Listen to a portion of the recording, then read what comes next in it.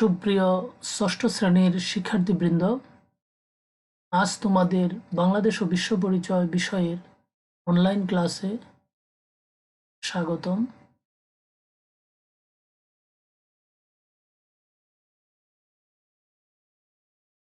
আমি মোহাম্মদ শাহাদত হোসেন, সহকারী শিক্ষক, শারীরিক শিক্ষা, পুলিশ লাইন্স উচ্চ বিদ্যালয়। প্রিয় শিক্ষার্থী, আজকে তোমাদের অষ্টম অধ্যায় থেকে একটি ক্লাস নেব। আজকের পাঠ শিরোনাম হচ্ছে নাগরিক ও নাগরিকত্বের ধারণা এবং নাগরিকত্ব লাভের নিয়ম। শিখন ফল। এই পাঠ শেষে তোমরা যা যা শিখবে: নাম্বার, নাগরিক কি বলতে পারবে। 2 নাম্বার, নাগরিকত্বের ধারণা ব্যাখ্যা করতে পারবে। 3 নাম্বার, নাগরিকত্ব লাভের নিয়ম বলতে পারবে। সুপ্রিয় শিক্ষার্থী, এখন আমরা নাগরিক ও নাগরিকত্বের ধারণা সম্পর্কে জানব।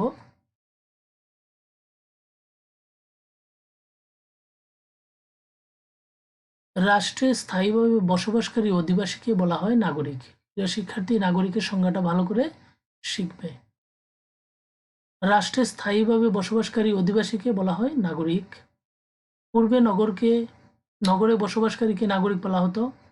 তখন ছোট ছোট নগরকে কেন্দ্র করে গঠিত হতো রাষ্ট্র। এ নগর রাষ্ট্রের অধিবাসীরাই নাগরিক বলে গণ্য হতেন। কিন্তু বর্তমানে নাগরিক ও নাগরিকত্বের ধারণা বদলে গেছে। এখন রাষ্ট্রের সদস্য হিসাবে যে কোনো ব্যক্তি নাগরিক হিসাবে বিবেচিত হতে পারে। নাগরিক রাষ্ট্রের স্থায়ী বাসিন্দা হবে, রাষ্ট্রের প্রতি অনুগত থাকবে,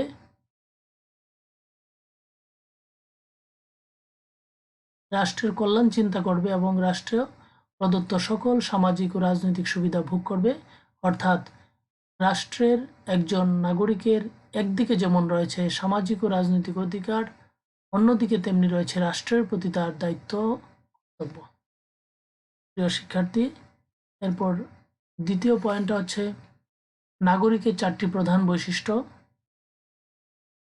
তোমাদের মনে রাখার জন্য এটা ছক আকারে দেখানো হচ্ছে, স্ক্রিনে দেখো।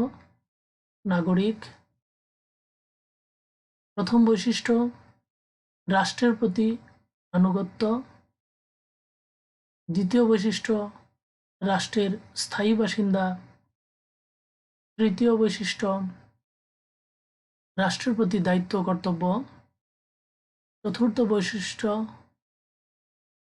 রাষ্ট্র থেকে রাজনৈতিক ও সামাজিক অধিকার লাভ। প্রিয় শিক্ষার্থী, এই ছক আকারে দেখানোর কারণ যেন তোমরা সহজে এটা ভুলে না যাও, মনে থাকে। প্রিয় শিক্ষার্থী, 3 নম্বর পয়েন্ট নাগরিকত্ব লাভের নিয়ম। 3 নম্বর পয়েন্টটা হচ্ছে নাগরিকত্ব লাভের নিয়ম। একজন নাগরিক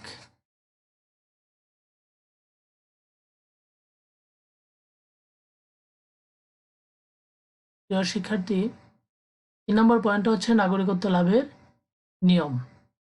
নাগরিকত্ব হলো রাষ্ট্রের অধিবাসী বা ব্যক্তির জাতীয় পরিচয়।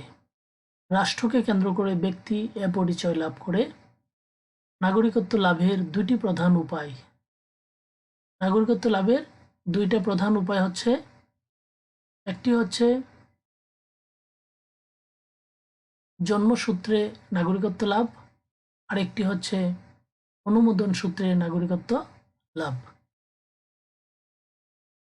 যারা জন্মসূত্রে রাষ্ট্রের নাগরিকত্ব লাভ করে তারা জন্মসূত্রে নাগরিক, আর যারা আবেদনের মাধ্যমে কোনো দেশের নাগরিকত্ব লাভ করে তারা অনুমোদন সূত্রে নাগরিক। তবে অনুমোদন সূত্রে যারা নাগরিকত্ব লাভ করে তাদেরকে রাষ্ট্রের আরোপিত কিছু শর্ত পূরণ করতে হয়। রাষ্ট্র কর্তৃক কিছু শর্ত দেয়, সেই শর্ত পূরণ করতে হয়। প্রিয় শিক্ষার্থী, এখন জন্মসূত্রে নাগরিকত্ব লাভের ক্ষেত্রে 2টি প্রধান বিবেচ্য বিষয় হলো, একটি হচ্ছে জন্মসূত্র নীতি, আরেকটি হচ্ছে জন্মস্থান নীতি। জন্মসূত্রে নাগরিকত্ব লাভের ক্ষেত্রে দুটি প্রধান বিবেচ্য বিষয়, একটা হচ্ছে জন্মসূত্র নীতি আর একটা হচ্ছে জন্মস্থান নীতি। প্রিয় শিক্ষার্থীবৃন্দ, মনে রাখবে এটা। প্রথমে জন্মসূত্র নীতি। এ নীতি অনুযায়ী মা বাবা যে রাষ্ট্রের নাগরিক, সন্তান সে রাষ্ট্রের নাগরিক হবে। কোনো মা বাবার সন্তান বিদেশে জন্মগ্রহণ করলেও সে সন্তান মা বাবার দেশের নাগরিক হবে, মা বাবার দেশের নাগরিক হবে। পৃথিবীর বেশিরভাগ দেশ এ নীতি অনুসরণ করে থাকে। এ নীতি অনুযায়ী কোনো জাপানি বা ফরাসি মা বাবার সন্তান বাংলাদেশে জন্মগ্রহণ করলেও তারা জাপান বা ফ্রান্সের নাগরিক হবে। এভাবে বাংলাদেশি বা ভারতীয় কোনো মা বাবার সন্তান ওই সব দেশে জন্মগ্রহণ করলে তারা বাংলাদেশ বা ভারতের নাগরিক হবে।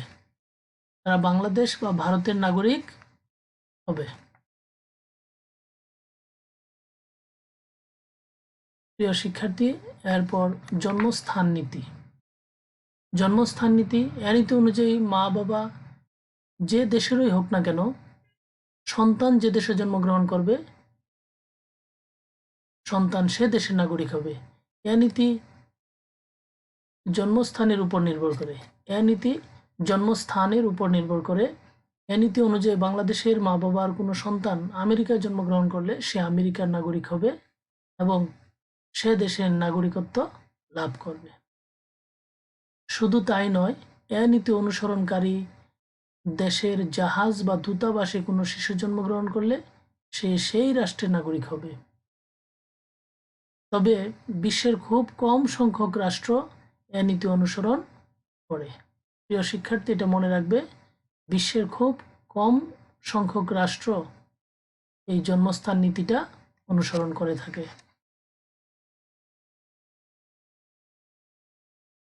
এরপর হচ্ছে অনুমোদন সূত্রে নাগরিকত্ব লাভ। এ পদ্ধতিতে এক দেশের নাগরিককে অন্য দেশের নাগরিক হওয়ার জন্য আবেদন করতে হয়। প্রিয় শিক্ষার্থী, এটা মনে রাখবা, এই অনুমোদন সূত্রে নাগরিকত্বের জন্য তাকে কি করতে হয়? ওই দেশে আবেদন করতে হয়।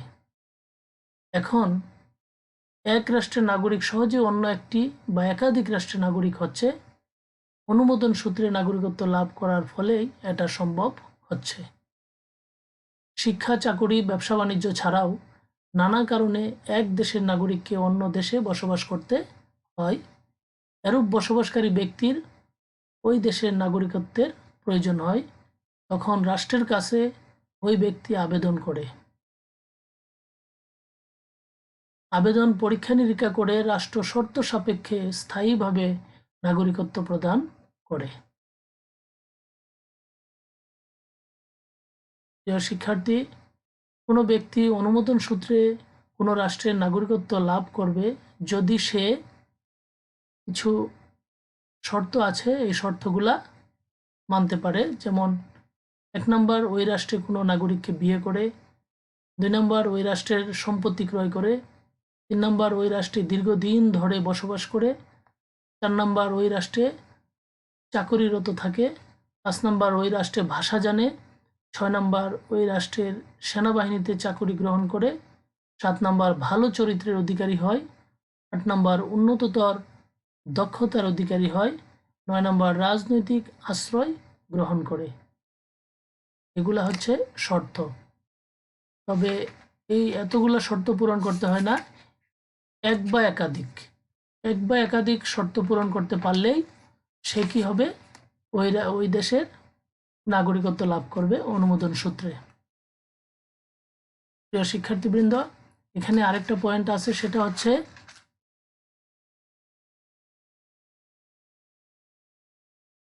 দ্বি-নাগরিকত্ব।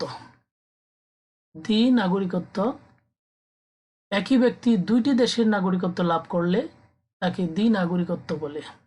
এটাও তোমাদের জানা দরকার। একই ব্যক্তি দুইটি দেশের নাগরিকত্ব লাভ করলে তাকে দ্বি-নাগরিকত্ব বলে। কোনো বাংলাদেশি মা বাবার সন্তান আমেরিকায় জন্মগ্রহণ করলে সে স্বাভাবিক নিয়মে ওই দেশের নাগরিক হয়। অন্যদিকে মা বাবা বাংলাদেশি হওয়ায় সে বাংলাদেশেরও নাগরিক। এক্ষেত্রে সে প্রাপ্তবয়স্ক হলে ইচ্ছে করলে যে কোনো একটি রাষ্ট্রের নাগরিকত্ব গ্রহণ করতে পারে, তবে ইচ্ছে করলে সে দুটি রাষ্ট্রেরই নাগরিকত্ব রাখতে পারে। প্রিয় শিক্ষার্থী, এতক্ষণ তোমরা অনেক কিছু জেনেছ। নাগরিক কাকে বলে, নাগরিকত্ব লাভের নিয়ম, এগুলা জেনেছ। এখন তোমরা খাতা কলম নিয়ে রেডি হও। বাড়ির কাজ দেব। প্রিয় শিক্ষার্থীবৃন্দ, বাড়ির কাজ। প্রথম প্রশ্ন নাগরিক কি? দ্বিতীয় প্রশ্ন নাগরিকের বৈশিষ্ট্যগুলো কি কি? তৃতীয় প্রশ্ন অনুমোদন সূত্রে নাগরিকত্ব লাভের উপায়গুলো কি কি? সুপ্রিয় শিক্ষার্থীবৃন্দ, আজ আর নয়, সকলকে ধন্যবাদ জানিয়ে অনলাইন ক্লাস থেকে বিদায় নিচ্ছি। সকলে ভালো থাকো, সুস্থ থাকো, নিরাপদে থাকো। খুদা হাফেজ।